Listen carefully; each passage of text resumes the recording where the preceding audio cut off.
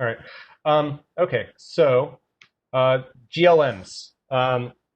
This is a topic. Can someone just let me know if you can see my screen? Yes, Yeah. yes, yes, Sweet. yes, yes. All right, cool. And I do not have the chat up right now. Maybe I'll just maximize this without um actually hide the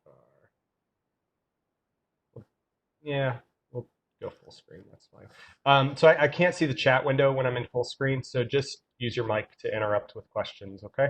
Okay, so generalized linear models. We've been building up to this for a while, and here we are now. What we're going to do is we're going to take the Gaussian model that we've been using, um, the normal model, right? In a frequentist context, it'd be ordinary least squares, right? What we're going to do is we're going to kind of blow it up. We're going to extend it to many other kinds of outcomes and many other kinds of likelihood functions. Um, so, um, sorry, there we go. Okay, um, so let's dive into the generalized linear model. Okay, so today what we're going to do is we're going to just kind of cover the conceptual foundations for GLMs, and we're going to get through one of the widely used GLMs, the logistic regression model and the binomial regression model, which the logistic is a special case of the binomial model. Um, Next week we'll dive into the Poisson models and probably the multinomial model as well. But I'm not going to talk too much about chapter 10 from the book. I think it's really highly conceptual, and so I didn't feel like it was the best use of my lecture time to go over that. But I do strongly encourage you to read it because it gives you a really good foundation for understanding why we should use GLMs rather than the Gaussian model. McElrath uses the framework of maximum entropy to help us think about that, which I'll kind of touch on here and there, but I'm not going to cover in detail. So do make sure to read through chapter 10 of the book. And also note that the models I'm estimating from here on are going to be using Markov chain Monte Carlo. So these are going to be all models estimated with Ulam now, not with QUAP. The guide for installation for RStan is up on Slack. It can be a bit of a hassle, but there's a pretty detailed walkthrough for installation. We did it at the beginning of the semester, so if it's working for you, it's fine. You don't need to mess with anything. But if it's not, go through that install guide and make sure that that's up and running, because I do want us to start using MCMC as we get into these more complex models. Okay, so let's go. So I just want to kind of start by making sure we're all on the same page and kind of reorienting ourselves to the components of a model, right? So the likelihood of the data is kind of in our small world of statistical models, right? This is the data generator. This is the thing that makes the data we observe under our assumptions, right? So of course, it's obviously not the real thing that produces the data. Maybe we're looking at, as we'll be looking at in a second, graduate school admissions, right? So what actually produces graduate school admissions is a combination of people's, credentials and the composition of the admissions committee and preferences and biases and all these things, right? But what we're going to do is we're going to treat it as a statistical process that has a probability distribution that determines the likelihood of the outcome, right? And so in our small world, that is the world of our models, the place where all models are wrong, but some are useful. We have this data generator, the thing that makes our outcome, and that's our likelihood, right? And what we've been using so far is the normal likelihood, where we've said that some outcome variable y has a normal likelihood with a mean expectation mu and a standard deviation sigma, right? So that is we expect each of the observations of that data to be centered at mu, but they're going to have some spread around mu called sigma, right? Or a residual around mu called sigma. Okay, so we have our likelihood with our mean parameter mu. Then we have this linear function that converts one of the parameters of our likelihood to some linear combination of predictors. So if we're just going to use a single value of mu and we don't care about any predictors, then we could just say mu equals mu or mu equals alpha and leave it alone, right? But if we want to put a predictor in the model, we use this linear predictor function to basically set up a formal relationship between our outcome and some single or set of predictors using this mu equals alpha plus beta x framework, right? This is all review, but I just want to make sure we kind of have a good theoretical understanding of what's going on. So we have our likelihood, we have our linear function, and then we have a set of priors, right, for each of the parameters in the model. And in this case, we have 3 unobserved parameters. We have alpha, which is our intercept. We have beta, which is our slope. And we have sigma, which is our variance, right, or our standard deviation. So that's the pieces that we've been using for our statistical model, right? The likelihood, the linear function, and the priors. And we're going to stick with that, but we're going to add a couple small wrinkles to it. We're going to switch out our likelihood function, and we're going to add a link function onto our linear predictor function. Okay, so there are some limits to the normal model, right? I typically think about the motivation for generalized linear models as thinking about the kind of limitations of what the normal model can do. McElrath gives us this idea of maximum entropy to think about why we might prefer other distributions to the normal. And I think that's a really clever and wise way to think about it. Again, I'll kind of leave it to you to go through his explanation of what maximum entropy means in the context of selecting probability distributions. But I'm going to walk you through why I typically think about GLMs as a good approach. So there's no reason that we have to be constrained to the normal model, to the Gaussian model, right? So we put this normal likelihood on our data, y is distributed normally with mean expectation mu, standard deviation sigma, which is, of course, another way of just saying that the residuals around the regression line mu are normally distributed. And while this is really powerful, it forces us into some assumptions that might not suit our data particularly well, right? What's the range of the normal distribution?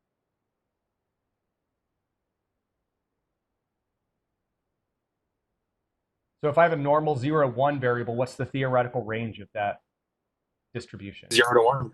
Nope. It's mean 0, standard deviation 1, but its theoretical range, go ahead. It's infinite. It's infinite. It ranges from negative infinity to positive infinity, right? And it's continuous.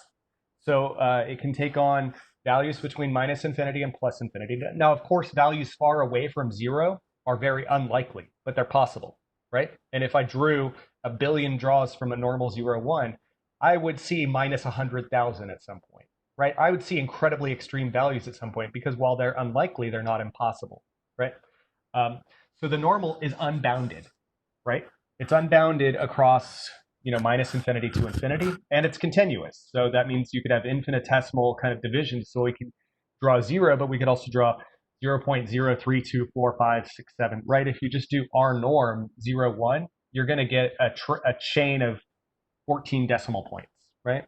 So it's continuous and it's infinite. Now, we don't have that's appropriate for some variables, but it's wholly inappropriate for some other variables, right? So that assumption of infinite range and infinitesimal, a continuous infinitesimal, steps between possible values may not fit the data that we're looking at particularly well. So let's kind of look at what one case where this breaks down, particularly with the range. So what if our outcome is binary, right? And what if we want to model the probability of an event? We started the semester with that globe tossing model, but there's all kinds of binary examples right now, right? For example, disease transmission, right? You take a test and, you do or you do not have the disease. You cannot, 0.5387 have the disease, or you cannot 1.62 have the disease, right? This is a binary outcome. Either you have it or you don't, or at least the test indicates you have it or the test indicates you don't, right? Or mortality, right? A death is a 0 or a 1. A birth is a 0 or a 1, right? A vote is a 0 or a 1. There's all kinds of variables that are zeros or ones. And nothing in the normal model constrains. So if we want to know how likely is an individual to test positive for a disease, or how likely is an individual to vote in a particular way, the typical way we would express that is as a probability of 1, right? As a probability of the event. And that's going to be on a 0, 1 continuous scale, right? But nothing in the normal model constrains us to that 0, 1 space, right? The normal is on a negative infinity to positive infinity space. So the continuous normal likelihood is going to predict on that real number scale. And it's inappropriate for a lot of different kinds of data. It's inappropriate for non-negative integers, right? Things like number of births, number of deaths, number of books read, unemployment filings, infections. So if we're on a count scale, it's inappropriate. It's inappropriate for categorical outcomes, right? Like your favorite brand of soda or your choice of college major, right? There's no, choosing between art history and criminal justice is not a matter of a 3 versus an 8, or much less an 8.2, right? So the normal model doesn't work particularly well for these kinds of categorical differences. And it doesn't work well for those count differences I just mentioned because, a number of, you can't have 3.68 deaths. You can have 3 deaths or 4 deaths, right? And the normal model won't predict that particularly well. So if we have a good reason, we could choose any other statistical model for our likelihood. Any other probability distribution can be our likelihood. And we're going to use this general framework where we say the outcome is distributed according to some probability distribution with some parameter or set of parameters, right? We're going to use the same likelihood setup we've been using, where we previously said y is distributed normal, mu sigma. Now we're going to say the outcome is distributed following some probability distribution with some set of parameters, right? We're just kind of generalizing the framework. But it's the same thing we've been using. Now, that alone is fine, right? We can use, R, right? We could do random draws from any probability distribution in R, no problem. But we typically want to build out a regression model where we have predictor variables that we think are associated with our outcome in some way, right? So we typically include a linear predictor to go with our likelihood function in a regression context. And we're going to just kind of generally talk about this as, a parameter is equal to an intercept plus a slope times a predictor, right? So this is what we've been doing so far, right? This is kind of, if you can get your head around this, then you're 85% of the way there to generalized linear models, right?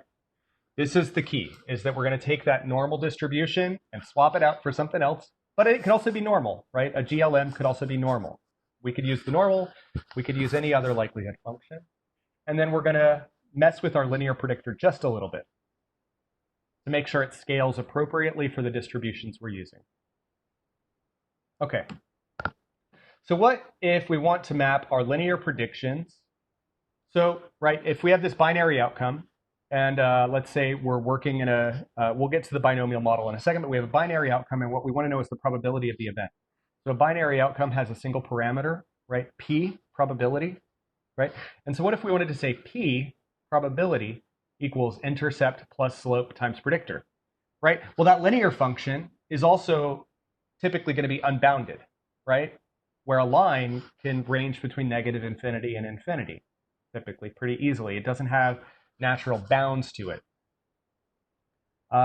Unless we apply particular kinds of transformations to impose limits on it, right?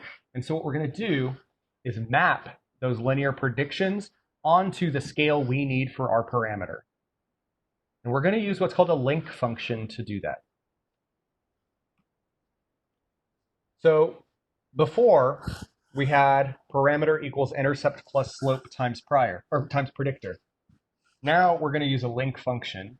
Here we're going to call it G to transform that linear predictor from that continuous linear scale to any other scale, right? And link functions can be pretty diverse, but in practice, you're only going to see a couple. The general form we're going to use is G of the parameter is equal to the intercept plus the slope times the predictor. So we're just applying some function to our parameter on the left-hand side of the equation, and then keeping the right-hand side of our equation the same as it's always been. And so the lessons that we've learned about how to specify, intercepts, about how to specify slopes, and about how to specify interactions still work exactly the same, right? What we're doing is we're applying a function to the left-hand side of it. Okay, questions so far? No? Okay, then let's continue. The other way we could write this, of course, is we could have g of the parameter equals the intercept plus the slope times the predictor. But we could also say that the parameter is equal to g inverse of our linear predictor, right? And that's just simple algebra. We could apply the inverse of g to the right-hand side of the equation to get the untransformed parameter. And we'll do this a lot too. So every function has an inverse, right? The inverse of the exponentiation is the logarithm. The inverse of the logarithm is exponentiation. Today we'll see the logit link function, and the logistic function is the inverse of the logit. So these are pretty straightforward to work with once you get your head around it. And this is simple algebra, right? This is just applying the inverse to the other side of the equation. Okay. So here are some likelihood functions that we're going to see. If we have a continuous outcome, then the normal distribution is often perfectly appropriate, right? If we have a continuous but non-negative outcome, that is, we know the outcome cannot be less than 0, then the exponential distribution is often appropriate, right? Like what we've been using for sigma. We've been using the exponential distribution as a prior for sigma, and that's because exponential cannot be negative, and standard deviations cannot be negative. So it's a great prior for that. For continuous non-negative outcomes with a mode above 0, the gamma distribution is great. I'm going to show you what these all look like in just a second. For a binary outcome, we often use the binomial distribution. And for a categorical outcome, we'll often use the multinomial distribution. For count outcomes, the Poisson or the binomial distributions work quite well as well. So here's just a kind of 5 of the most common distributions we're going to see, right? The top left is binomial, right? So this is if we had 10 draws of an event with a probability of each event of 0.5, right? We get event counts. We get some zeros, some ones, some 2s, some 3s, some 4s, some 5s, some 6s, some 7s, some 8s, some 9s, some 10s. That I didn't actually get 10 bars on that for some reason, but there should be 10 bars there. So it's discrete, right? It only returns integers, and that's really cool for outcomes that are counts, right? Or outcomes that are just binary events, 0, 1s, and we have, sums of lots of trials of binary events. Then we want counts. We don't want continuous values, right? Here's the exponential distribution, and again, you can see it doesn't go below 0. That's great. That's what we want. And it's peaked at 0, right? So it's peaked at 0 with probability declining, but it has long tails, right? And that's an exponential 1. Here's gamma. And this one is also constrained to be above 0, but the peak for gamma is to the right of 0, right? So let's say we have some event that occurs with some, it's kind of a rare event, but it occurs more than 0, right? The modal outcome is not 0, then the gamma can be a great distribution for that. It's kind of an over-dispersed positive, non-negative outcome. Here's our normal, right? And the normal is great for continuous measures that could be negative or positive, but it's not constrained to be above 0, right? And then here's the Poisson, which is another model for event counts, right? The binomial can model event counts, but if events are somewhat rare and that there's more weight of the distribution towards 0 than away from 0, the Poisson tends to be a better model than the binomial. The Poisson is a generalization of the binomial, but we don't have to worry too much about that yet. So these are some of the distributions. These are just probability distributions. You can work with them very easily in R. And if you want to go through the markdown file, I give you code for how to generate these. But we've used D norm and DEXP and R norm. Right there is an R gamma and a D gamma. There is an R plus and a D plus for the Poisson. And there's R binom, D binom, right? We've been using these already. So these are pretty typical probability distributions. And Wikipedia's page on probability distributions is actually quite good. If you ever just forget what a gamma looks like, just go to Wikipedia and look up the gamma distribution. And they have a great walkthrough of the parameterization of the probability distribution, and what various shapes of it look like with different parameters. Okay, question? All right. Um, Yeah, go ahead. Oren did a question in the chat. Oh, I'm sorry. I didn't see it. I don't To have the choose, chat up. Yeah, I'll pull the I chat. can. Okay. Do we look at the data ahead of time to choose a distribution? So McIlrath advises against what he calls histomancy, which is being clever and silly about the magic of histograms. I mean, I think you don't want to like look at the data and say, is this normal, right? To choose. 1 second. I know, honey. I know. So there's going to be a lot of that. That's going to be fun for everybody. Mostly fun for Dorothy. But pitfalls. Yeah, don't. I want you to think theoretically about this, not necessarily in terms of like looking in detail at the data. You don't need your data to look normal for a normal model to be useful. You need to think about what's going on with it. Is it binary? If it's binary, then a normal model is probably not good, right? Is it a count, right? Do you know it's an event count? Then again, the reason we're choosing a distribution other than normal isn't because the data doesn't look normal. It's because it's a count and it's discrete, right? It can only be integers. It can only be non-negative integers. So we're going to use more kind of theoretical reasoning to choose our distribution than we are going to use, a detailed examination of the data. But yeah, does that answer the question? I'll assume it does. Yep, cool. Okay. So I mean, if I'm looking at rare events, for example, right? Something I'm doing often is looking at police killings, right? And I know those are relatively rare in the population. So I don't think a binomial is appropriate because a binomial tends to be a little more symmetric, tends to be far away from zero, but the Poisson models events clustered around zero very well. Or the gamma, if I want to convert it into rates, models events clustered around zero where the mode is not exactly zero. Those models both work quite well. So I typically use more of a kind of theoretical understanding of what my outcome is, more than a detailed exploratory look at the data to choose my likelihood function. You'll get better at this as we kind of start adding these on. If you think that the mode is not zero, and if you think that the tails are a little fatter, yeah, you can also like try both and see what the inferences look like and do sensitivity analysis.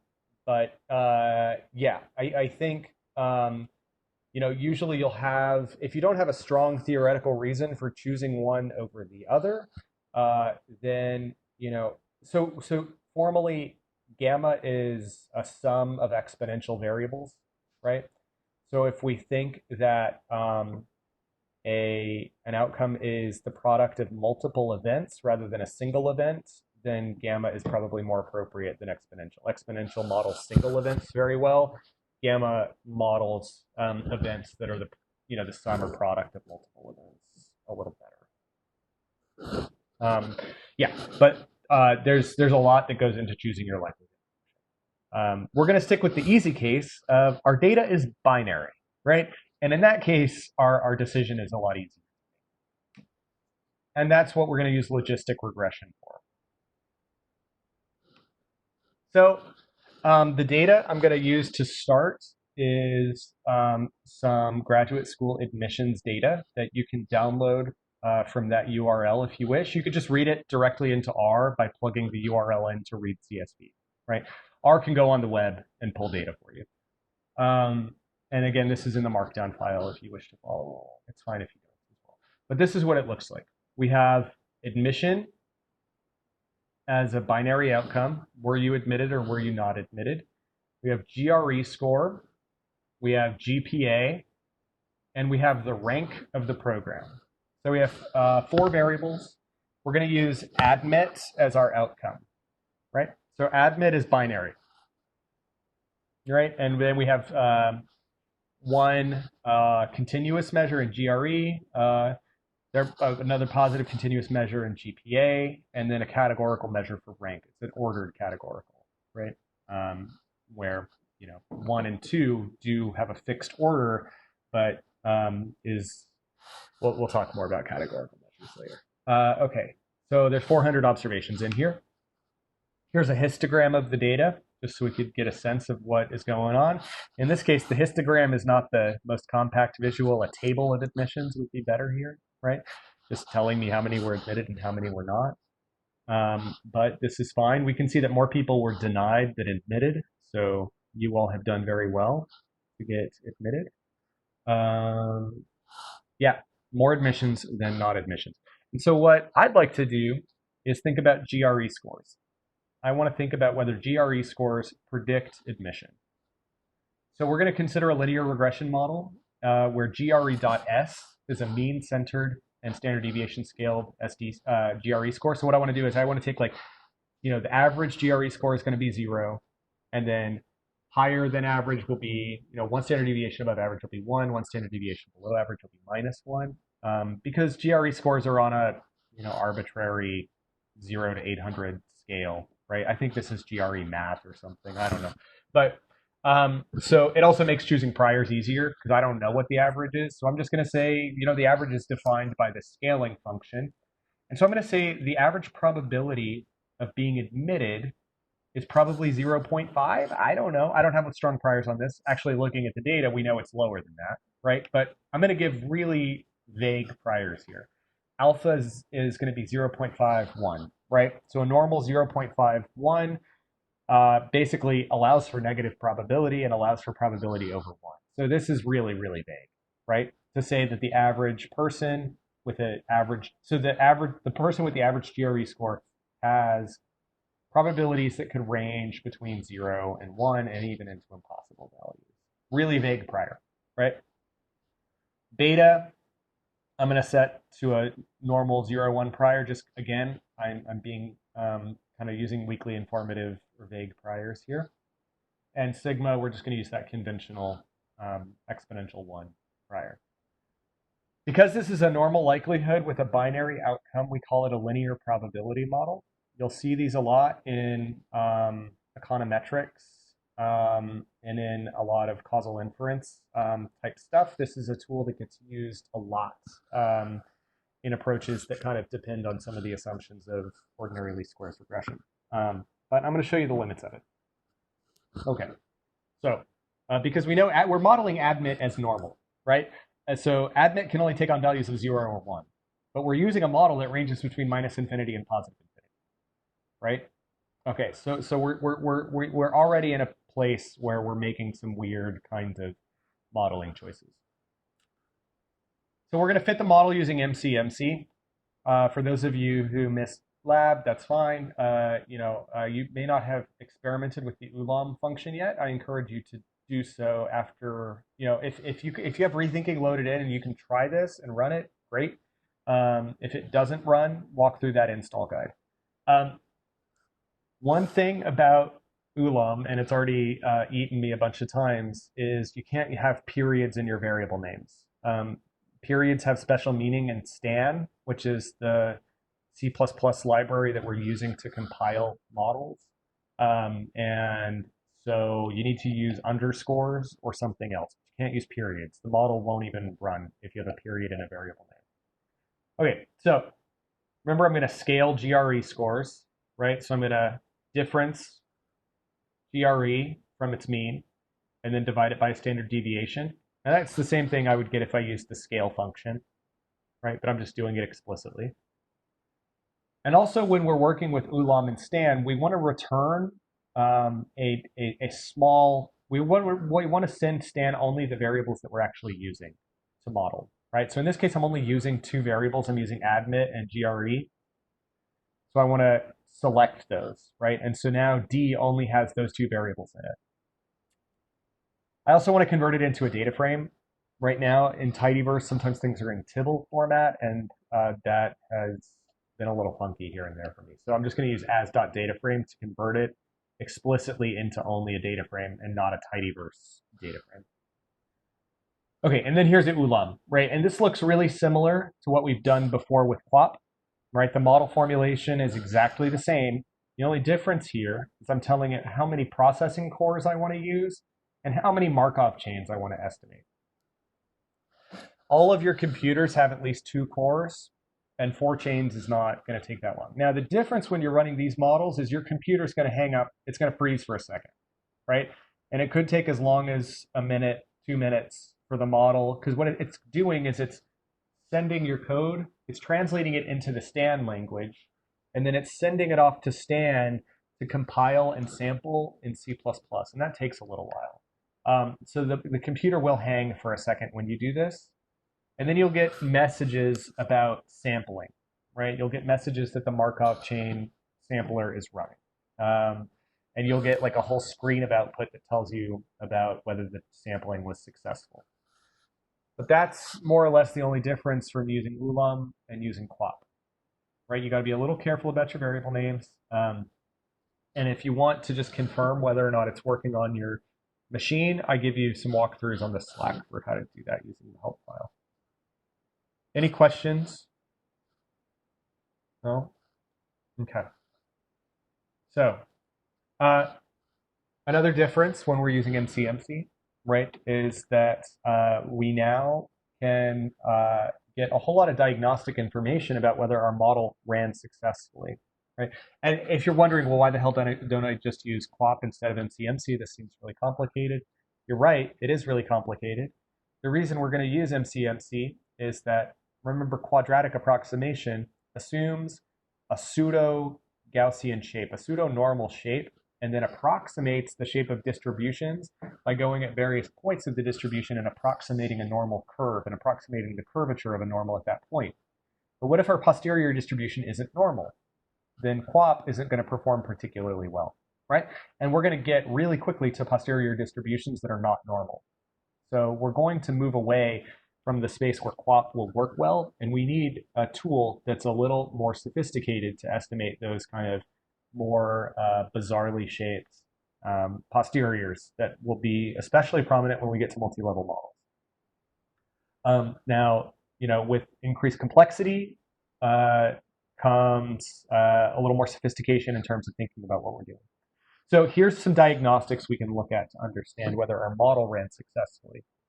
So I can use Presys again, as I've been doing. And you notice that we get the same stuff we've been getting. We get the mean, we get the SD, we get the 5.5 and 94.5% intervals. And those are interpreted exactly as they have been in the past. We're still in a normal model, right? So this is the intercept. So that's the probability of admission if your GRE score is average, right? If your GRE score is average, you've got a 32% chance of being admitted according to this model, right? And we've got an interval on that between 28 and 35, right? So we'll say that 89% of the values consistent with the model and the data fall between 28 and 35% probability of admission when GRE scores at the mean, right? And then we've got for each standard deviation increase of GRE scores, we're seeing, based on this 89% interval, somewhere between a 5% and 12% increase in the probability of admission, right? Interpreting it the same as we've been interpreting regression models. But we do see a pretty big spread, right? That sigma parameter is large, given the scale of data, right? So there's a lot that GRE scores are not accounting for in admissions decisions. That sigma is pretty big. Now, we also get these weird additional measures. We get NEFF, and we get R hat 4. So NEFF is the effective sample size, and that's a measure of how much information the model has about that particular parameter.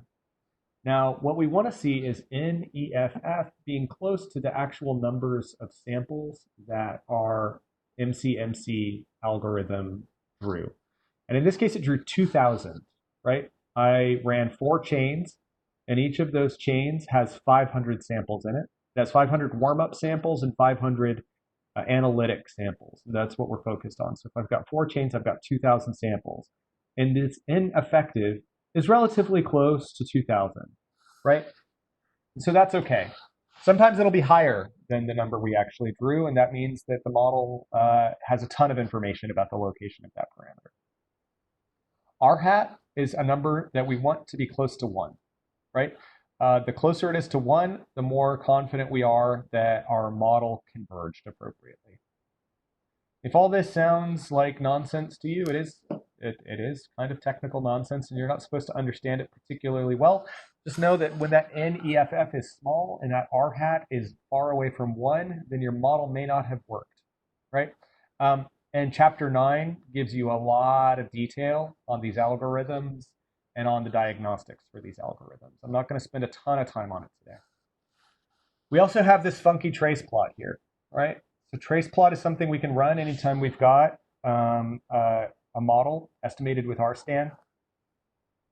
And we can see that there are kind of 4 different colors. It's hard to pull up, but we've got a yellow, a blue, an orange, and a green in there. That's each of our chains, right? And what this is showing us is the parameter space. So on the y-axis this is alpha, right? So this plot here, the leftmost plot, I'm sorry, is alpha. And we can see that the parameter space that it sampled over ranged from 0.25 to 0.4, right? Because that's where the data said it should look. And what we want to see is each of the chains efficiently exploring the whole range of that space, right? We want to So see I have a question. yeah. All right.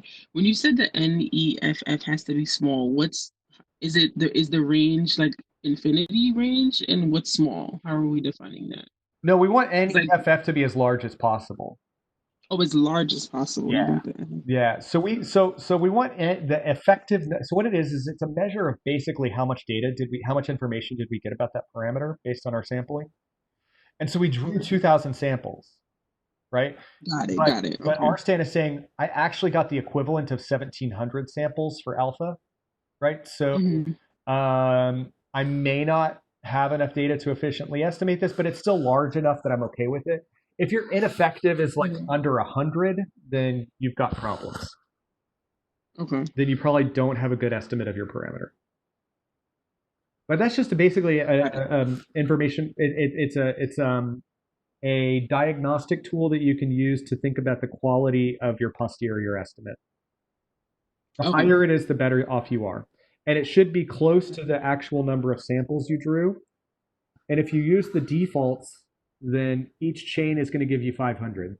So I had 4 chains, so I have 2,000, right? Um, you can change that. I can make each chain draw 10,000 if I want. It'll just take longer. Okay. Um, so in this case, yeah, does that clear it up? R Yeah, I just wrote it down backwards what you said. okay. Um, and then I got confused because I saw that the NEFF was pretty large. Yeah, yeah, That was it. yeah, Thank yeah. you. The one we do want to be small is R hat. R hat we want to be as close to 1 as possible. The one, yeah. Okay. And the book gives you a little more detail on exactly what those measures are. You don't need to worry too much about them. Just know that if those numbers don't line up where they're supposed to, if R hat is far away from 1, and if ineffective is not close to the actual number of samples you drew, and it's smaller, if it's much smaller than the actual numbers of samples you drew, then you might have had problems sampling the posterior, and your estimates Okay. might not be reliable. Okay. Okay, but what we want to see, kind of returning back to this A plot, the left panel on the plot, right? What we want to see is the sampler. So what we're doing is basically each sample it drew. This is kind of drawing a line between each sample it drew, right? So there's 500 lines here for each chain, and it's jumping all over the place. And that's exactly what we want to see. We want to see our sampler going all over the probability space in the posterior for each of these parameters, right? So effectively, what we want to see is just fuzz, right? When we look at these trace plots, we want to see a fuzz with no pattern to it. We want to see it centered around a high probability we want to basically see all the chains kind of around the same central place with spread. What we don't want to see is a line with slope. And what we don't want to see is kind of like a zigzaggy line that's going in different spaces and hanging out there. If we see something like that, then we have a problem and we're not going to get a valid set of samples for our posterior because it didn't efficiently explore the whole space for the posterior. So our sample is not going to be, our posterior is not going to be reliable. We won't have good measurement. We can't use those samples to make inferences about the parameters. Again, chapter 9 gives a ton of detail on when you might see that, but basically checking out the trace plot doesn't guarantee that everything worked, but if you have a bad trace plot, you have bad samples. And effectively, we just, McElrath calls it a fuzzy caterpillar. If you see a fuzzy caterpillar, you're doing good, right? But we basically want to see flat spread, right? And what that tells us is it explored that posterior density really well. You can see for beta, right? So our estimate for alpha was 0.318, and this trace plot should be centered at 0.318 because that's the highest, that's the maximum a posteriori point on that distribution. That's the mode, right? And you can see that that's exactly where that trace plot is centered. And then there's kind of less density far away from it. And that's exactly what we see in this percentile interval, right? So these trace plots actually line up to these parameter estimates, right? For beta, the trace plot should be centered around 0.086, and indeed it is. And we should see less action, less sampling happening far away from 0.86, and that's exactly what we see, right? Same thing for sigma. Okay, cool. Can I move on? Okay. So let's evaluate our fit. We're going to do this the same way we've been doing. I'm going to set up simulation data, counterfactual scenarios, where I let the GRE score go from its observed minimum to its observed maximum. So the lowest GRE score to the highest GRE score in the sample. And we're just going to step 100 times between those two. And that's going to be the data we predict along. You know, how likely was the person with the lowest GRE score to be admitted? How likely was the person with the highest GRE score to be admitted? And then we're going to draw from the posterior predictive distribution, right? So I'm not going to draw posteriors. I'm not going to draw, posterior samples of mu. I'm going to draw posterior samples of admission, right? Predicted admission decisions for all those GRE scores. Okay. So I'm going to use sim for that with simdat. And this works exactly the same as it did with plot, right? All the link function, sim function, extract samples functions, they all work exactly the same as they did with plot. Okay, and we're going to set up our plotting data exactly in the way we've been doing. So, Dorothy helped me pick these colors. I would invite her in to contribute to explaining her rationale for choosing. I think it's Dark Orchid 4 is what she chose. But I don't think that would end well for anybody. So anyway, this is what our predicted admission probability looks like for GRE scores going from their observed minimum all the way up to a perfect score. Anyone notice any problems? There seems to be like a wide admission probability range. I mean, I don't. Is that? Yeah, my predictive probability is really wide. That's one thing going on for sure. So this model has high residuals, right? What else?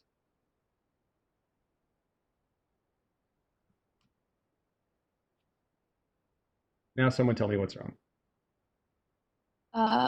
Oren said in the chat negative prob. Yep. So does everyone see where that first dash, the lower dash line is at 0? Can you have negative likelihood of admission? Nope. The model thought even some people with perfect scores had a negative probability of admission. Right? The model thought some people with perfect scores had a higher than 1 probability of admission. That doesn't make any sense, right? The model thought that people with the lowest GRE scores had, on average, almost negative probability of admission, right? But a normal is not constrained to 0, 1, right? A normal is going to predict over that continuous minus infinity to infinity range. And so we see, these people with GRE scores of 600, well, a lot of them have a minus 0.4 probability of being admitted to grad school, right? That doesn't make any sense. Now, in practice, what people will do is just push that up. They'll truncate it, And they'll basically say anything below here is a 0 and anything above here is a 1. But then you're squishing in probability mass in ways that are inefficient and lead to some weird inferences. So the normal model stinks for binary outcomes precisely for this reason. It predicts impossible values, right? It predicts impossible probabilities. It would do the same thing for a count model. It would predict non-integer values, right? And then we would have to round them or something. But the thing is, we can do better, right? So this is one of the key limits of the linear probability model. There are others, but this is one of them, is that we're going to predict impossible values. So we're going to turn to the Bernoulli distribution, right? We saw this at the beginning of the semester, and we're going to return to it now. So instead of saying that this outcome, admission, is distributed normal, let's say it's distributed Bernoulli, right? And Bernoulli has one parameter, and that's the probability P. So now we're going to say that everyone's chance of admission is determined by a single parameter, and that's the probability of admission P. Now for Bernoulli random variables, right? The probability of admission is going to be equal to 1, and the probability of not admission is going to be 1 minus the probability of admission, right? Or we can define P as either the probability of admission or 1 minus the probability of not admission, right? The expected value is just the average, and the variance is the probability times 1 minus the probability. You don't have to worry too much about understanding these things, but that's kind of the mean and the variance are defined in this way, right? And Bernoulli variables are a special case of the binomial distribution when n is equal to 1, right? So we will use, I'll kind of go back and forth between describing these as binomial and Bernoulli, but when we get to R, we're going to use binomial, right? But a binomial with an n of 1 is a Bernoulli, and it's just a special case. So in this case, we could put, we assume that n equals 1, so the only parameter is P, right? But otherwise, this could be described as binomial 1, comma P, because binomial takes n and P. We'll get there in a second. So let's just kind of briefly describe the data. What's the expected value of admission, or the mean, right? It's the sum of y equals 1 over n, or the mean is 0.3175, and I'm just being redundant to show you that that's what it is. The variance of admission is 0.217, and I'm being redundant to show you that we can take P times 1 minus P to obtain the same value. There's some rounding error in there, but it's the same thing.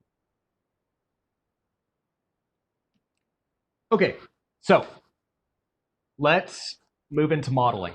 So because admission is a binary outcome with admitted, not admitted, a Bernoulli is the most appropriate. So it satisfies the constraints of the data, right? The data, admission decisions can only take on a 0 or 1 outcome, and the probability of admission, the parameter we're interested in getting inference about, is constrained to 0, 1. The binomial model, the Bernoulli model, does this quite well. It fits the constraints of the data, and it also satisfies the maximum entropy criteria that Nick Ulrath describes in the book. So we're going to treat admit as a binomial random variable with n equal 1 and an unobserved probability P. And we're going to use a linear link. We're going to use our linear predictor with GRE scores, just as we did before, right? So this linear predictor is the same linear predictor as we had here, with a slight wrinkle that now we're going to say, instead of mu equals alpha plus beta times GRE, we're going to say G of P equals alpha plus beta times GRE. Right? We're going to use a link function here, because we need to take that linear alpha plus beta times GRE, right? Alpha plus beta times GRE can go wherever it wants, and it can go into negative and positive spaces, right?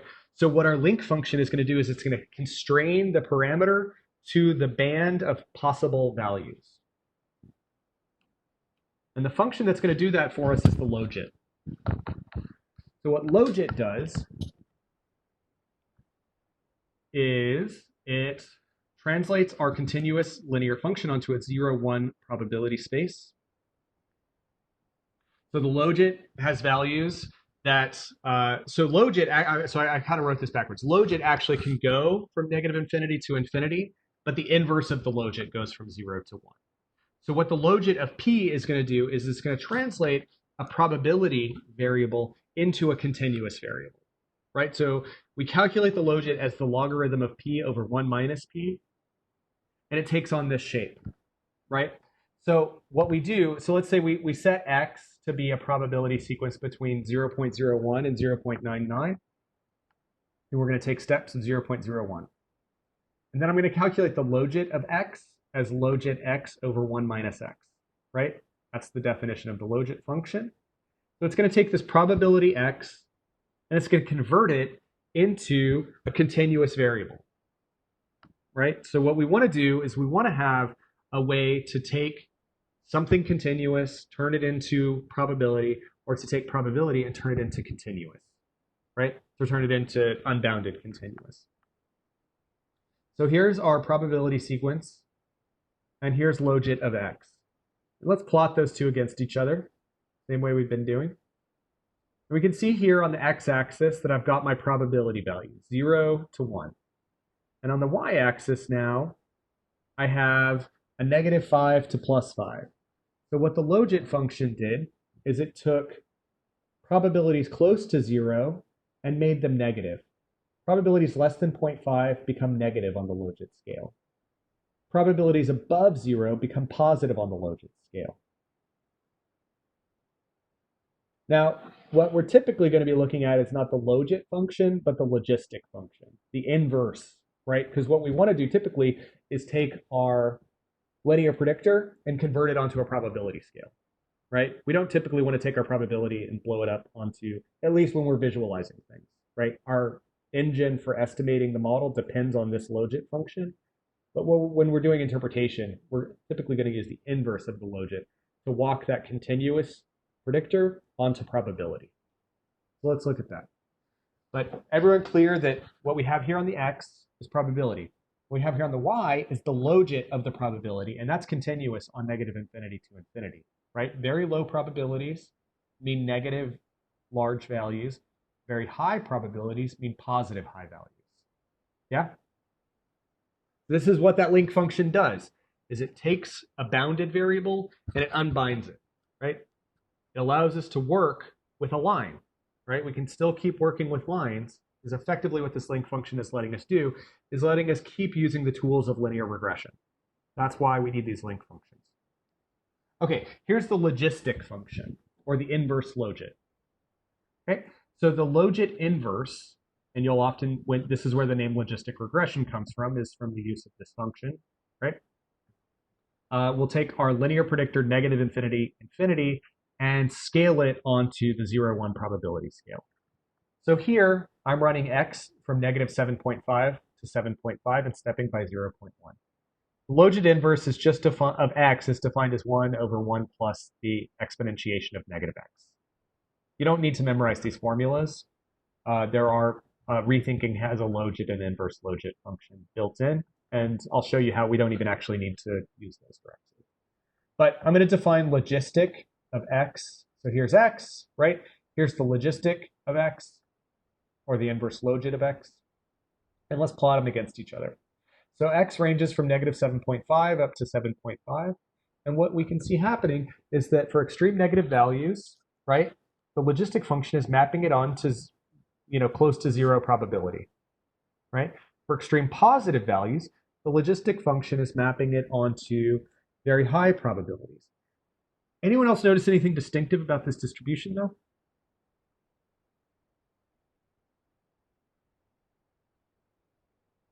I'll just tell you, right? The maximum change, right, the highest slope of the distribution is at 0.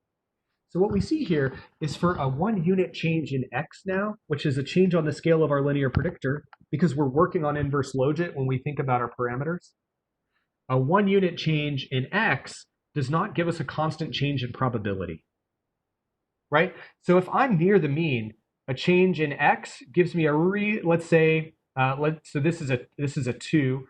So if I go from 0 to 2, I get a pretty big bump in probability, right? I go from 0.5 to about 0.875.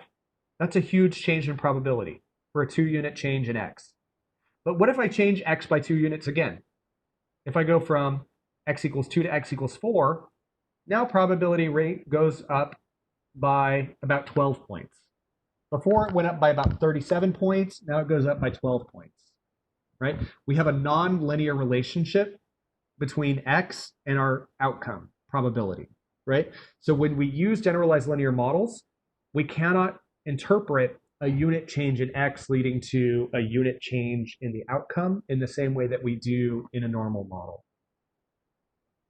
Because our link function scales things onto a nonlinear curve, right?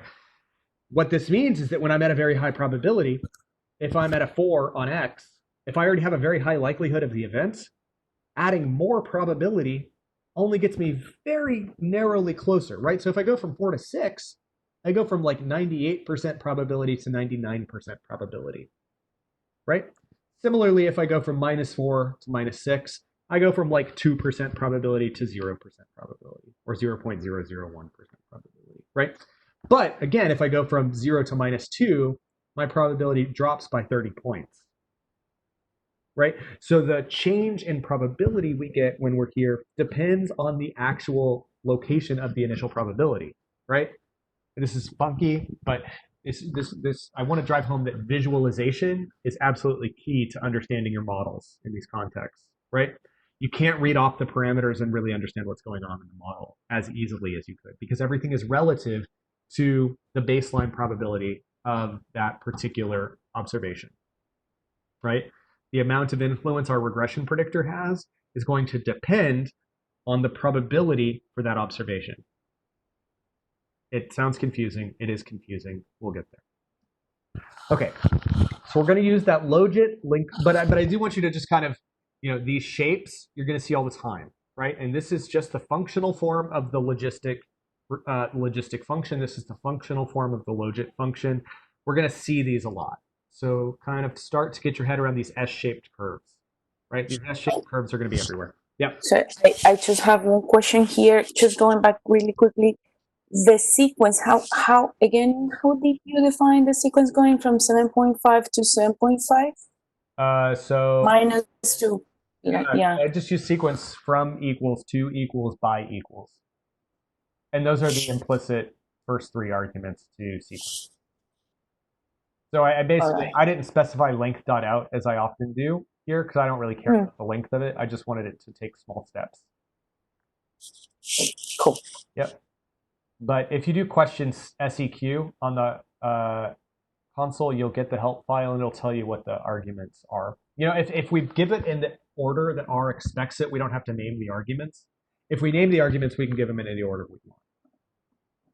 So I could have said from equals, to equals, by equals, and it would have been just the same. Or I could have said by equals, from equals, to equals, and it would have done the same. Okay. So if we don't name our arguments in R, it just assumes that they're in the default order. If we name them, they can be in any order we like. Does that answer your question? Yep. Okay, cool. So let's get to the model. We're going to use that logit link function to move back and forth between the linear logit scale and the probability scale, the outcome. And I'm going to use weakly informative priors because why not, right? I could use more narrow priors if I have trouble estimating the model, but these seem reasonable to me. I don't really know what the average admission probability is. I don't really know what I expect the GRE score relationship to be. You could defend, an exponential prior here to constrain it to be positive, right? If you don't think higher GRE scores cannot possibly mean lower admission probability, right? Then you could defend that. But I'm just going to stick with weakly informative priors for now. Now, the difference in our model is in the likelihood, right? Where I'm saying instead of admit being normal, I'm saying it's binomial. Remember that binomials need two parameters, n and p. N is 1. So this is equivalent to a Bernoulli, but R calls it a binomial. So we're going to call it a binomial. And I'm going to define my link function here. The logit of p is equal to alpha plus beta times GRE, right? And then the priors are going to be defined in the same way we've been defining priors all along. So this should look pretty familiar, right? This is really similar to what we've been doing. And yeah. Any questions about the model definition? No? Okay. So let's estimate it with Ulam. Okay. We're going to write it out basically exactly as I wrote it out here. Admit is now, instead of dnorm, it's dbinom, right? And we're going to say n is fixed at 1, and it has probability p. We're going to say that the logit of p is defined as a plus b times GRE scaled, right? So now instead of just saying p is defined as this, the logit of p is defined as this. The logit of p is linear. P is not linear, right? The logit of p is linear. And the inverse logit is now probability, right? So we could instead write this as p is equal to the logistic of a plus b times GRE underscore s. That would be equivalent. We're going to give the same priors, specify priors exactly as we have in the past. And then again, on Ulam, I specify those cores equals 2, chains equals 4. The default is a 1 core, 1 chain, and that's fine when you're just, kind of poking around. When you get to actually reporting out a model in a paper, you're going to want to use more than 1 chain, typically, just to get more sampling going. And it's more efficient if you distribute your sampling work across multiple cores of your computer, especially when you get to fancier models with more data. This will speed up the sampling time considerably to use parallel computing, where you distribute the work across multiple cores of your computer. If that all sounds crazy and technical to you, it's because it is, but parallel computing is a friend, and it's pretty easy to do here just by giving it the cores argument. Parallel computing in R can get hard, but the rethinking boxes in the book have a lot of detail on parallel stuff. Okay. So here's our parameter estimates. Okay, remember that our linear predictor is now on the logit scale. So does anyone want to tell me what alpha means now? I don't want to tell you what alpha means now. I can tell you what alpha means is that the log odds of being admitted to graduate school for someone with an average GRE score is minus 0.79. And I can tell you that the log odds of admission increase by 0.42 for every 1 standard deviation increase in GRE scores. That's all I can tell you. Because what logit is, right, let's kind of go back to the initial definition of the formula, right?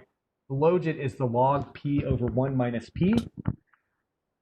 And p over 1 minus p is something called the odds. The probability of the event over the probability of not the event is called the odds, right? And this is something you'll see in Vegas all the time. The odds are just expressed as a relative probability. That is the probability of it happening over the probability of it not happening, right? That's what odds are. And so we take the logarithm of that, we get the log odds. And that's the scale that logit is on. It's on the log odds scale. But remember our logistic function. If I want to translate log odds, which is here on the x, to probability, which is on the y, it's nonlinear, right? So like a 1 unit change in log odds has 1 meaning here on probability. Oops, everything turned blue. I don't know if it's blue for you, but it is for me. And so 1 unit change here gives us a big jump in probability. A 1 unit change here at 4 gives us a really small change in probability, right? So now what the actual meaning of these coefficients is depends on the location of the probability of the event, right? Odds are not constant on a probability scale. They depend on the value of p. And a change in odds is maximized when p equals 0.5, because that's 0 on the logistic scale, right? It moves fast at 0. It moves slow at 4. So these are really difficult to interpret. They're interpretable as relative change in probability, a proportional change in probability, right? So I can't interpret this as, if I exponentiate it, I can crudely interpret it as a change in the odds, right? And the change in the odds is close to a percentage change in probability, right? So if I'm at 99, if I exponentiate this, let's just see what that is. I'm switching over to my R console real quick to EXP 0.42.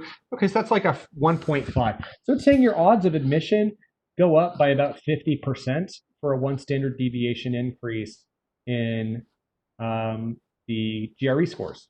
And that sounds big, right? But remember that depends on what that initial probability is. If your initial probability is 99%, right, a 50% increase in your odds of admission when you're already at 99% is a really small effect. A 50% increase in your odds of admission when you're at 50% odd chance of admission is really high, right? So it depends on the location. If your odds of admission are 0, then a 50% increase in your odds of admission is still a pretty small increase. So my general advice here is to ignore these tables, right? Now, what this table tells me is like, okay, there's a positive relationship, right, between GRE scores and admissions, but I don't interpret that number, right? I very rarely, when I'm running these kinds of models, I almost never give a descriptive explanation of this on the odds scale or on the log odds scale. I know many of you will have seen this in papers, and it's okay, but when you read it, you were like, what the hell is a log odds, right? I don't know what a log But odds is. Yeah, go ahead. can you talk about the magnitude of it though and the sign, or is it hard to understand the magnitude of it relative to? Well, when we say magnitude, we want to say big change, little change, right? Yeah. Now, what we can say is it can be a big change in the relative odds of an event, right? But again, is a change from 0.001 to 0.003 meaningful to you? No. Yeah. So I mean, but that could be a big beta, right? Uh-huh. That would be quite a large beta in this context. So it really depends on the underlying probability of the event.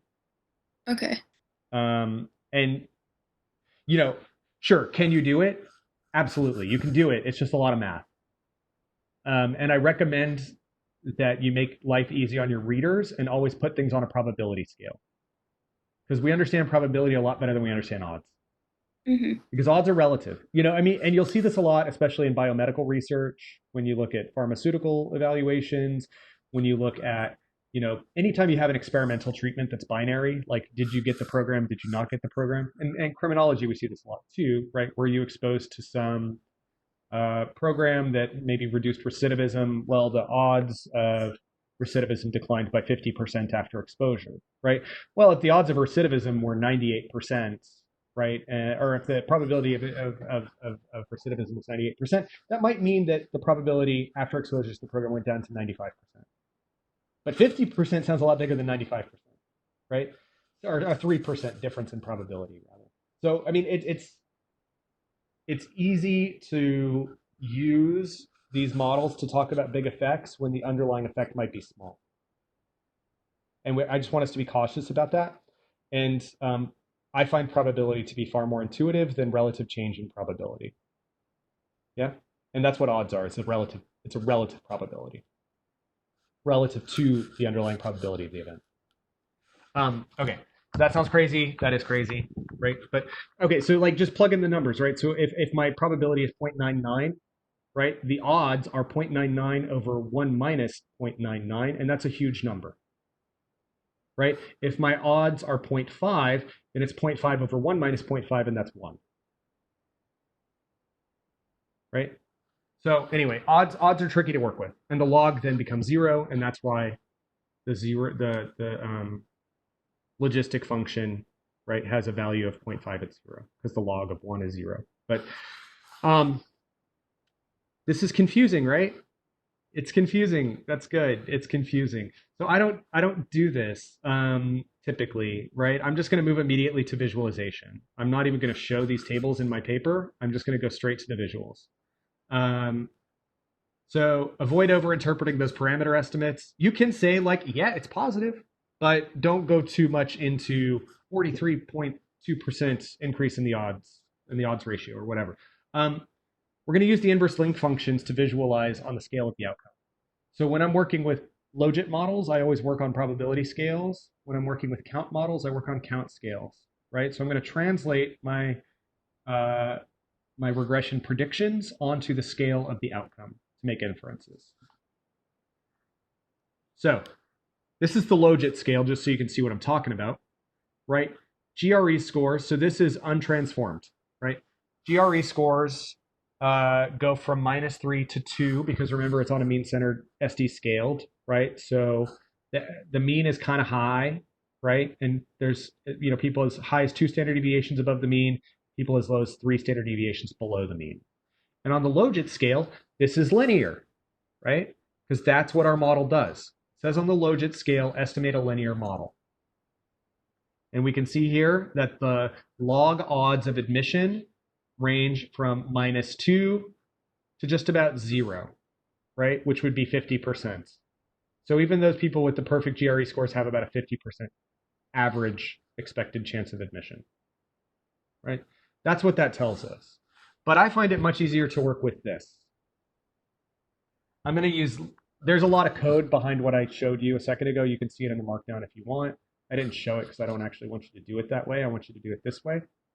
But I'm going to create simulation data, just as I have before, that ranges from the lowest GRE score to the highest GRE score. And now I'm going to use length out because I do care about how long it is. I'm going to make it 500 long, right? I'm going to draw samples of the posterior for P, right, with link. And link is going to give it to us on the scale of the outcome. That's why it's called link, right? Is it applies the linear function and the link function.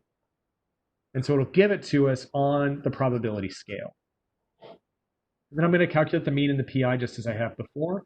And now I'm going to plot probabilities. And now what I can see is, do we have impossible probabilities on this graph? No, no impossible probabilities. We have succeeded, right? What we see is that for the lowest GRE scores, we see very close to 0 probability of admission, right? The average expectation is about a 0.11, right? But the interval includes it goes down just about to 0. And then scores go up. Now we see curvature to this, right? You can imagine this being a subset of that logistic function, right? We don't have very long tails here. We're kind of in the mid-range of this logistic function, right? Where the curvature is not too extreme. But you can see again that the curvature is kind of maximized. The slope, right? The derivative of this, the slope of this line is at its peak at the mean value, right? The slope is increasing most around here and decreasing most around here, kind of going up fastest. So you get the most action for increased GRE scores around 0. I'm sorry, 0 is here. You get the most increase around there. And then it kind of levels off down here. Improving your GRE scores if you're in the basement doesn't help a ton, right? And if you're around 0, it does help quite a bit. But then once you get up toward the top, the effect starts to level off a little. But now our predictions are constrained to 0, 1. This function will never give us a value higher than 1 and never give us a value lower than 0. And that's exactly what we want. So now I can say that, okay, if you were at the average, improving your GRE scores by 1 standard deviation improves your probability of admission by from 0.3 to about 0.4. So you get about a 10% jump in the probability of admission on average, for a 1 SD increase in your GRE scores if you were at the mean, right? If you were way below the mean, a 1 SD increase gets you from about, 11% to about 16%, right? So the jump is not as high when you're at the lower end of the distribution or at the higher end of the distribution. The change in the outcome depends on the location, yeah? So 1 unit increase in the predictor does not have a constant relationship to expected change in the outcome. It has a nonlinear expected relationship. And that's because of our link function. This is tough. You don't need to totally intuitively understand this, but this is why it's so important to plot these things, right? Because the plot won't lie. You can look at this plot and it will tell you that there's a nonlinearity here, that we don't have a constant relationship anymore. I'm sorry, I think we might have talked about this before, but why did you choose 500 for the length out? No reason. I just wanted a smooth line. Cool. It could be 100 and it would give you fine results. It's arbitrary. I should make it like 527 just to emphasize that it's arbitrary.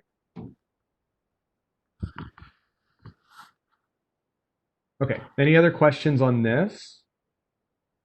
I know we normally take a break around here. Does anyone, if you need, do people want to take 5? Just give me a quick yes or no in the chat if you want to take 5. If anyone says yes, we'll do it. Take 5. We'll be back at 11:22 on my clock. I had a really quick question, Frank. Yeah. I'm still a little lost on the like why we chose our priors at 0 and 2. If we change that to, like, let's say something crazy like 0 and 10, would that affect our that final result there? It would, and McElrath works through an example where you use exceedingly flat priors can kind of screw up your inference. Right. Okay. It can screw up your posterior estimate because it's going to force your sampler into low probability zones of the posterior, and you're going to get weird results. So you Okay. want to use not super narrow priors, but on the space we're talking about, a 0-2 is pretty vague. Right. Exactly.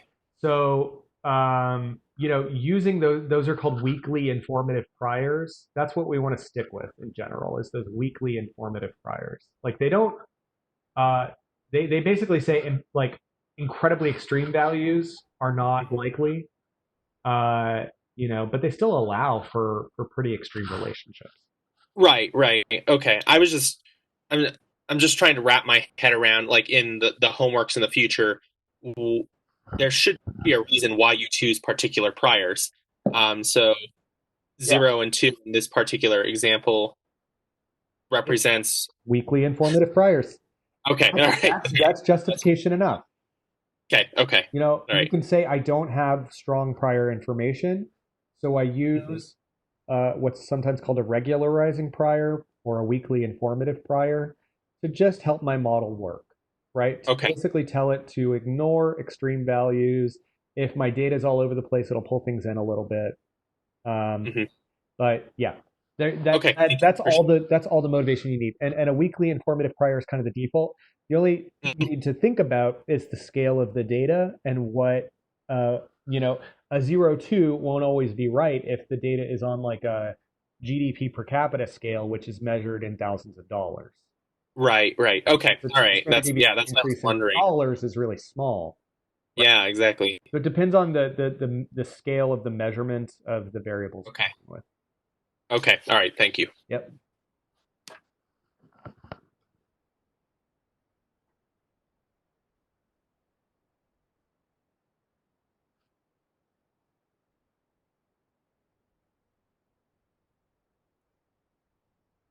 All right, I got 11:22 on my clock, so I'm going to get us going again.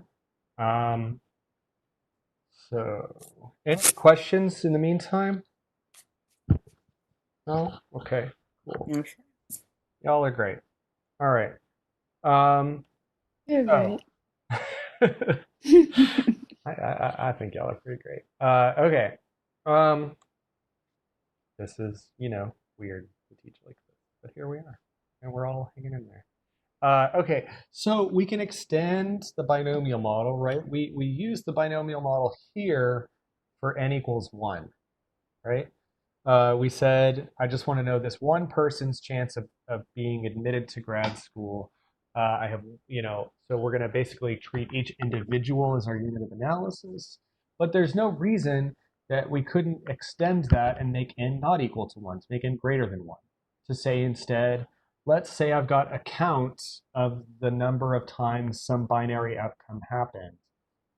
Let's say I've got a count of the number of birds I saw in a forest on some particular day, and I go out a bunch of days and I count the number of birds I saw. Right? We can treat that as a count where each chance of observing a bird has some fixed probability, but we're observing the sum of those events, right? And so we can change the n parameter in the binomial model to get to a count regression. So let's do that. And we're going to stick with grad school admissions. Now we're going to use some data that's built into rethinking. That's data on Berkeley admissions, and it's just data UCB admit. And so a logistic regression is a binomial regression with the special context that n is fixed at 1. And so it estimates individual level event probabilities. And we're going to switch over to that count model now. So we're going to format our data really quickly, right? This is what the data looks like. And here, our data is structured quite differently. Rather than having an individual with their GRE scores and their GPA, now we have departments by applicant sex or applicant gender as it's labeled here.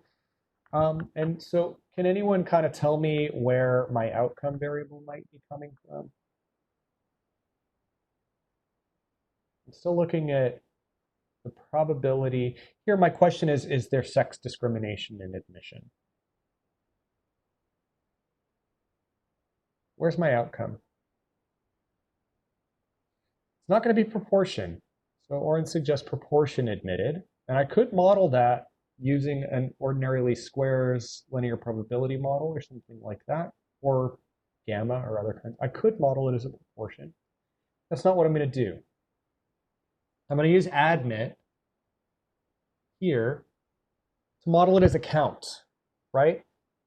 What this is I have 825 total applications. Of those, 512 were admitted, right? So I can get a baseline proportion of how many were admitted by dividing 512 by 825. Certainly could do that, right? But what I'm after is what's the individual probability of admission for men and women applying to this department A, right? Or applying, we're going to start by looking across the school, but we're going to get to individual departments.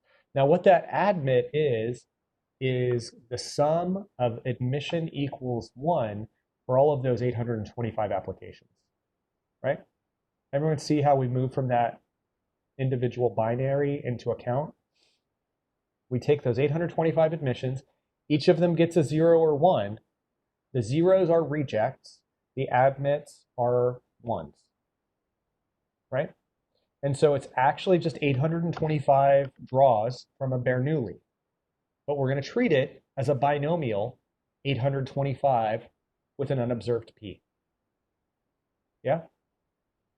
That doesn't make sense yet. It will in a moment, hopefully.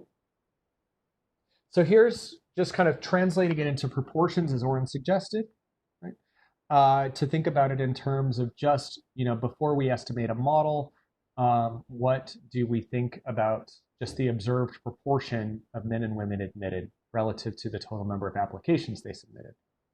And here we see that only 30% of women were admitted, but 45% of men were admitted, right? So just based on this descriptive, it looks like there might be something going on here in terms of gender bias. So we're going to model the counts of admissions in Department I with two likelihood parameters. The number of applications N, right? N 825, N 108, N 560, N 25. Now we have a vector of N. N is not static, right? N changes with each row of the data. So N can be dynamic. N can be a vector. And in this case, it is. We sometimes call this the exposure, right? The number of trials that happen. So now in I, each row I, so the total count of admissions on row I is now binomial with n applications and a p probability that each application would be admitted. Yeah? Everyone following? Good? Okay.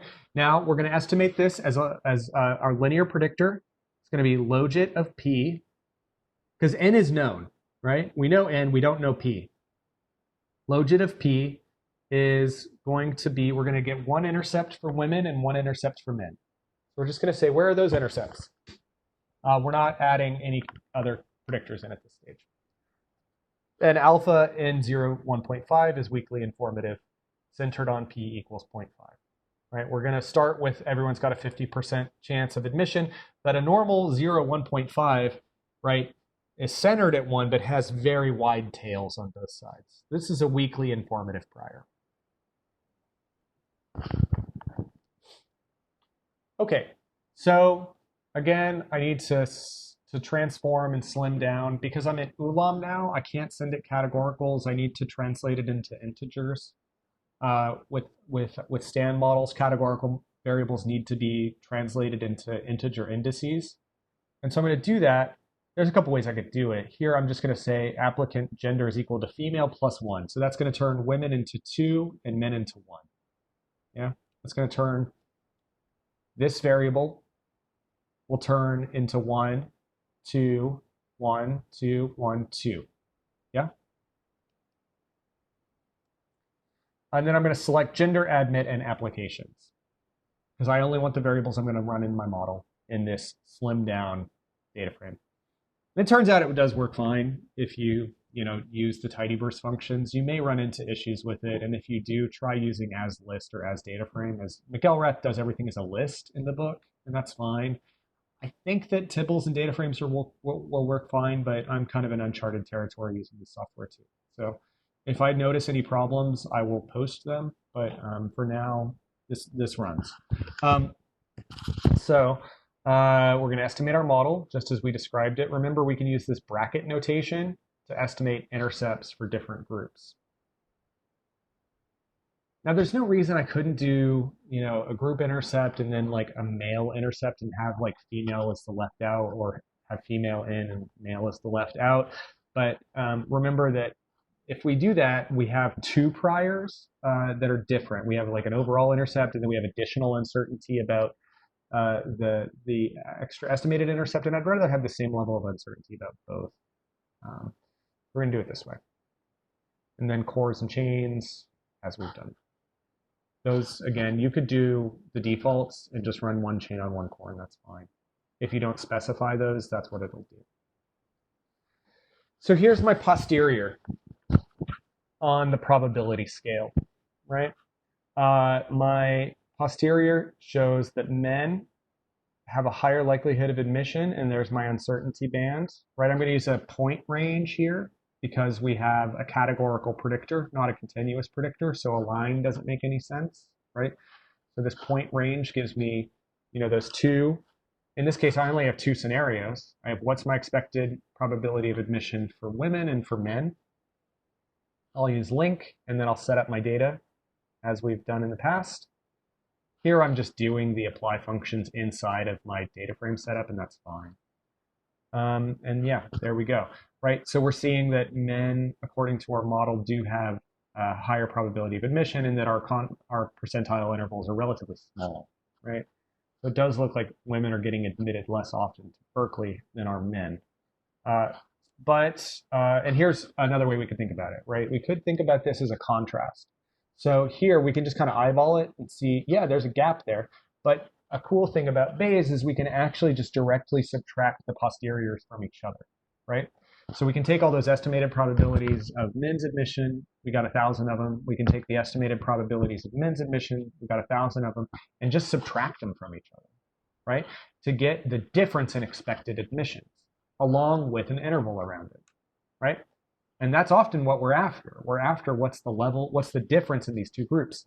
And so we can just directly subtract those posteriors. It's really nice. It's one of the key advantages of being able to sample directly from the posterior. So here, if in a frequencies context, you have to do fancy math to get the standard errors right. But here we can just directly difference them, right? So I say diff is p post 1 minus p post 2, the column 1, column 2 on that posterior posterior sample for p. And then I'm going to do a histogram of the difference. And this histogram, we've got no samples that are below 0, right? No samples that are at or below 0. This basically says that our posterior is highly consistent with there being a bias toward male admissions, right?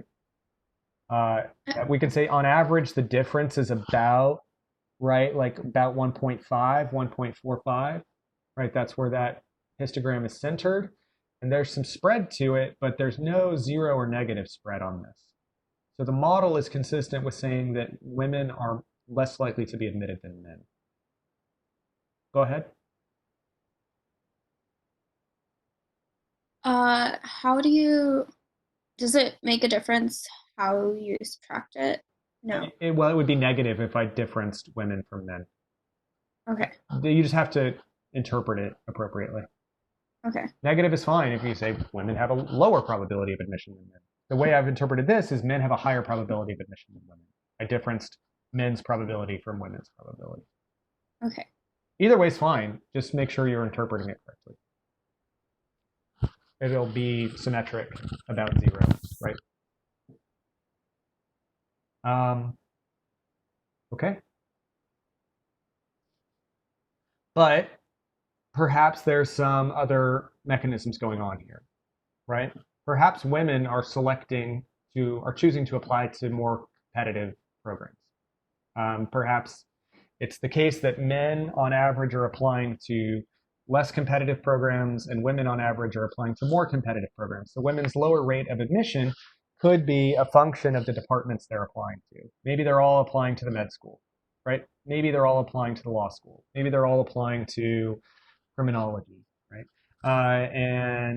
Those are all highly competitive programs, and all the men are applying to, I don't want to rag on anybody, so I won't say some non-competitive program. But let's just assume that the men are all applying to some super easy to get into program, and all the women are applying to the most difficult to get into programs, right? So that means that program could be playing a role, right? Selection into program could play a role. There's a nice DAG in the book that draws out this potential causal relationship. We could have confounding, right? Same as we've seen before. Confounding can go on in these logit models, and we can handle it in exactly the same way. I'm going to use the same prior for gender and program, just because I don't have strong prior information here. And those programs aren't labeled, so I don't know which is the most selective and least selective.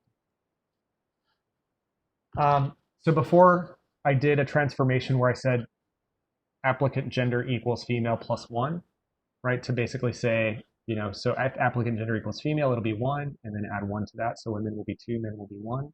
The other thing I could do is I could use as numeric. That's what I do here. I use as numeric to turn applicant gender from a character variable into a numeric variable. So that'll turn it into 1 and 2, based on whichever label it hits first. And I'll just need to remember those labels when I interpret it. I'll also as numeric department, right, to turn it from ABC into 1, 2, 3. And then I'll select those variables and add in an intercept for gender and an intercept for department. So now what I'm going to have is 8 parameters, right? I'm going to have an alpha for men, an alpha for women. I'm going to have a delta for each department, right? So there were 6 departments. I'm going to get 6 deltas and 2 alphas, 8 total parameters.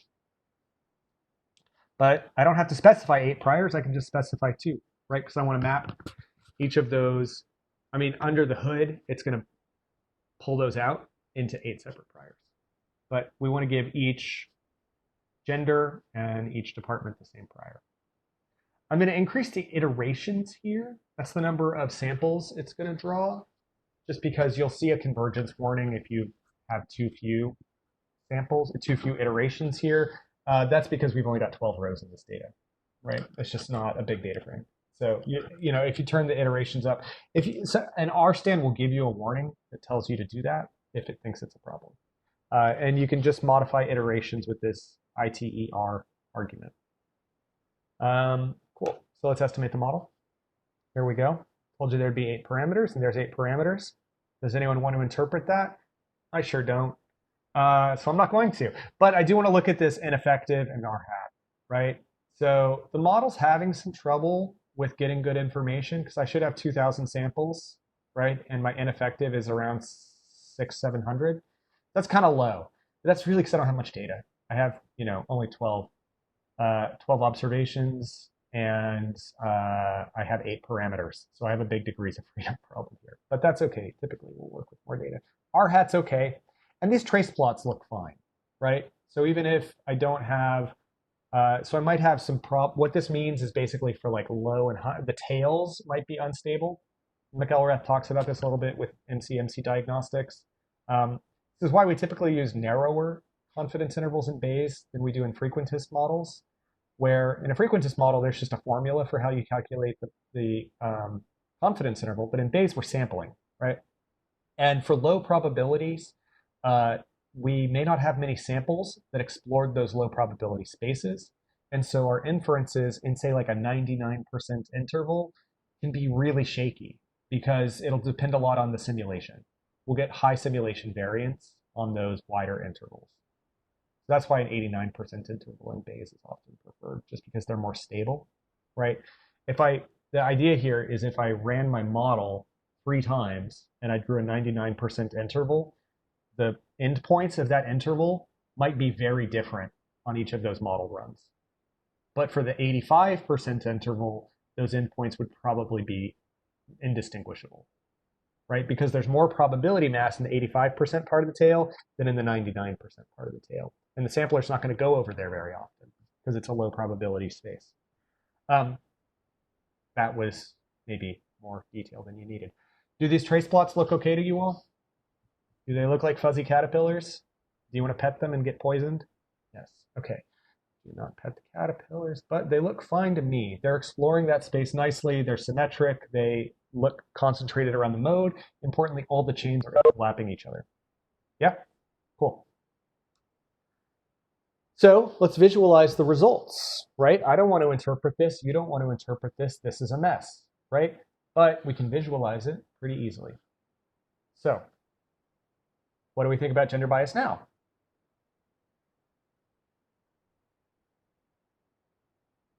The code is the same we've been using, right? I'm using link and I'm using SIMDAT, right? Where I'm setting up department ranging from 1 to 6. And, oh, I'm sorry, Oren, I never answered your question about DAGs. The DAG is in the book. I'm not taking this too seriously as a causal model. This is 2 variables. There's a lot more that goes into graduate admissions than just department and gender. But, you know, well, we're kind of, but we're thinking about confounding, right? Okay, so I'm repeating 1 to 6, which is those department indices twice because we have 2 genders, and I'm repeating gender 6 times because we have 6 departments, right? And I want to make sure I have male, female, male, female, male, female in each department. And so using each stacks it the right way because it says repeat 1 6 times, then repeat 2 6 times. And here I'm repeating department 1, 2, 3, 4, 5, 6. And so that's going to give that 1, 2, 3, 4, 5, 6 a column of 1s to go next to it. And then it's going to make another 1, 2, 3, 4, 5, 6 and put a column of 2s next to that. It's a little weird, but you'll get used to setting up your simulation data frames as you practice it. Then link and apply and all that as we've done. Point range, I'm using position dodge just to push those male and female values away from each other a little bit. Otherwise, they'd be stacked on top of each other and it would be hard to see. But what do we see now? We see that, you know, in Department 1, women are slightly less likely to be admitted than men. In Department 2, women are slightly less likely. Department 3. So everywhere we see in Department 6, which is the most selective, we see hardly any bias at all, right? And what is actually going on here is that more women are applying to Department 6 than Department 1, right? So a big piece, there is a small bias. There's a small bias in admissions. Now, whether that's due to other kinds of factors that are associated with the applicants or associated with the departments that are unmeasured, we don't know. So, you know, it's still a little difficult to say this is discrimination per se in terms of women receiving unfair treatment at the stage of the application review. But our initial estimates for bias were over here, right? Were quite extreme. Women were far less likely to be admitted than men, but it turns out that a big piece of that is that they're applying to more competitive programs. So they're all, you know, many of them are applying to the med school, right? And the med school is incredibly selective. And that's a big piece of that. I think the med school is 6. I don't know what 5 is. But, you know, even in, so we do see, you know, some small differences here, but that inclusion of that extra predictor helped us explain a lot of that gap. It was unmeasured confounding, for sure. So, questions? Good? This is like what we've been doing all semester, right? It's really similar to what we've been doing all semester. especially if you push it out to visuals and don't think about these tables too much, other than to look at those diagnostics, right? If you just think about it in terms of here, then we're in the same place we've been all semester. We're visualizing counterfactual predictions. Go for it, Oren.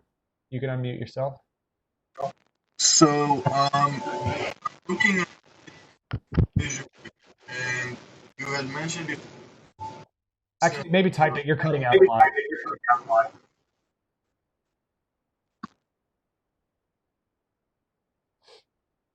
I know it's getting a little feedback there too. But yeah, this is the same kind of visual that we've been using. A lot of visual overlap between what? The men and women admissions? That suggests that the probability of admissions, based on this, I would say, so if our research question is, are departments discriminating against women? We do not have evidence of that. What we have evidence of is slightly lower probabilities. So we could say that on average, the women who are applying to the various departments at Berkeley are slightly less likely to be admitted than the men, right? But it's a small difference, and we don't know the source of it. We don't know if that's something about Berkeley's process. We don't know if that's something about the applications. We know that the initial difference we saw in admission probabilities was largely explained by the selection of the program that they're applying to. So I'm careful not to use causal language here, right? I don't know that sex is causing differences in admission. I do know that women are admitted less often than men, and I do know that at the department level, there are small differences in the proportion of men and women who are admitted. You could, if you wanted to make inferences about the actual difference in probability, we just go back to what I did here, and we difference off those posteriors for each of the departments. And a lot of those cases, the interval for the difference, the histogram of the difference would include a lot of zero and negative space. It would go on both sides of the positive and negative difference. So in a lot of cases, we would say that there, the posterior difference shows, most of the values being consistent with a small higher probability for men, but there's also a lot of negative values in there. So the model says it could be either, right? And you can eyeball that to see that the intervals overlap a bit, but if you want to make those comparisons explicitly, then differencing them is the way to go. Is to take those posterior. So we have P-post. We could go through each department and difference out the posterior for men and women, and then plot the distributions of those differences with a point and a range. We could take the 89% interval of each of those differences and plot it out like this. But instead of 2, we'd just have 1 point.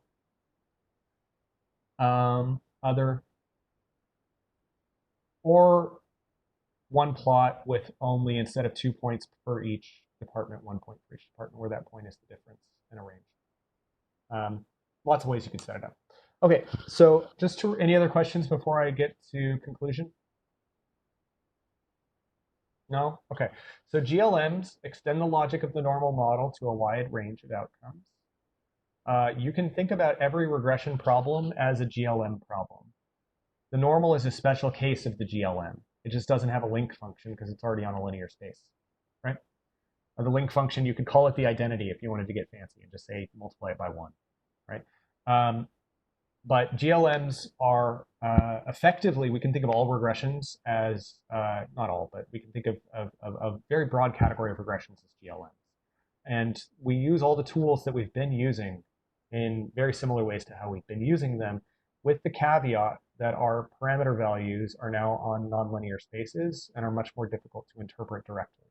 And so visuals become even more important here, and it's why I've really been pushing us to think visually about interpreting our models. Normal likelihood is not the best choice for a lot of outcomes, right? The restrictions of the data coupled with those maximum entropy principles can guide us in selecting the best distribution for our outcome. GLMs take diverse likelihood functions and link functions to change linear parameters onto nonlinear parameter spaces and vice versa, right? So they let us move between linear and nonlinear spaces, and they let us move between unbounded linear spaces and bounded parameter spaces. They're really, really handy. I showed you logit today. We're going to talk about log next time, but logit and log are the most typical. But they could hypothetically be anything. You could define your own link function if you want to solve some particular job, if you want to be a fancy methodologist, right? But typically, you're just going to see logit and log. And we know log very well, so that's fine. You have some homework for the week. Again, it is entirely optional, but I think it's a fun exercise. And for those of you who were in intermediate last semester, you will be happy or sad to return to the Titanic. I've uploaded data on every passenger on the Titanic and whether or not they died, along with a set of predictors like what class their ticket was, whether they had family on board, whether they were a man or a woman, right? Lots of different variables in that data. What I want you to do is, I've given you a small markdown file that just gives you a brief explanation of it, but I want you to take that data set and predict out who died on the Titanic using a logistic regression model. And I want you to use any combination of predictors that you think is appropriate and any model specification that you think is appropriate. This is kind of a, I want you to explain to me why people died. I'm not giving you anything other than that. Just take your best shot at it, right? This is kind of the kind of thing you'll get often, in applied research is I want to know why something happened and figure it out. So I want to know why people died on the Titanic. Yeah, you can use any of the tools we've developed. You can use model comparisons. You can use DAGs. You can use whatever. I want you to just kind of approach this in the way you think is best. Again, it's not graded. This is just for you to practice. So, if you really want to practice this stuff, take it seriously. If you don't have the time and you've got a lot of other stuff going on in your life right now, as I'm sure we all do, then, you can always turn to the book, and there's easy questions at the end of each chapter. So the easy questions for chapters 9, 10, and 11 could be really helpful for you just to check yourself on your mastery of the content. But yeah, anything else? Lingering questions? Okay, cool. Well, thank you all, and stay well. And last question. Anyone not on Slack? I sent an email out about it. I didn't get any responses, so I'm just going to assume Slack is good, and it's all I'm going to be using for communication going forward. Okay, so make sure to check it periodically if you're not getting notifications from it somehow. Okay, bye.